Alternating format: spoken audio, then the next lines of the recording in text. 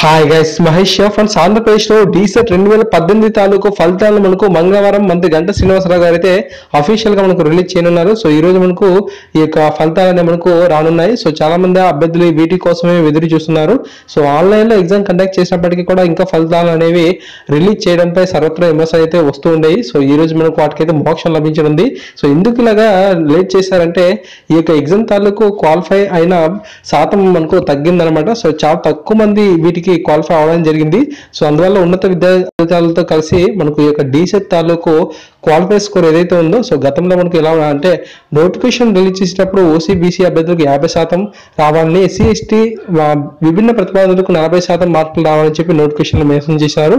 అయితే ఈ యొక్క ఫలితాలు వాళ్ళన్నీ పరిశీలించి సో క్వాలిఫై అయిన విద్యార్థుల సంఖ్య చాలా తక్కువగా ఉండడంతో ఇప్పుడు ఎలా ఉందంటే బీసీ ఓసీ విద్యార్థులకు 30%, ఎస్సీ ఎస్టీ విభిన్న ప్రతిభావంతులకు 25% మార్కులకు తగ్గించడం అయితే జరిగిందనమాట.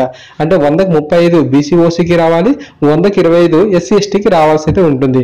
సో ఈ విధంగా స్కోరింగ్స్ అనేవి బాగా తగ్గించారు. సో ఖచ్చితంగా మీకు సీట్స్ అనేవి వచ్చేస్తాయి. ఓకేనా. సో రాష్ట్రంలో 60,000 పైచీలకు సీట్స్ అనేవి ఉన్నాయి. రాసిన విద్యార్థులు కూడా అంతే మందిలో ఉన్నారు కాబట్టి ఖచ్చితంగా మనకు సీట్స్ అనేవి రావడం అయితే జరుగుతుంది. సో ఓకేనా ఫ్రెండ్స్, మనకు ఈ యొక్క ఫలితాలు అనేవి మనకు 11 గంటలు కానీ లేదంటే సాయంత్రం రిలీజ్ అవుతాయి. ఖచ్చితంగా మన యొక్క అప్డేట్ అనేది మీకు అందిస్తాను. ప్లీజ్ సబ్స్క్రైబ్ చేసుకోండి, సపోర్ట్ చేయండి. Thank you guys, thanks for watching this video.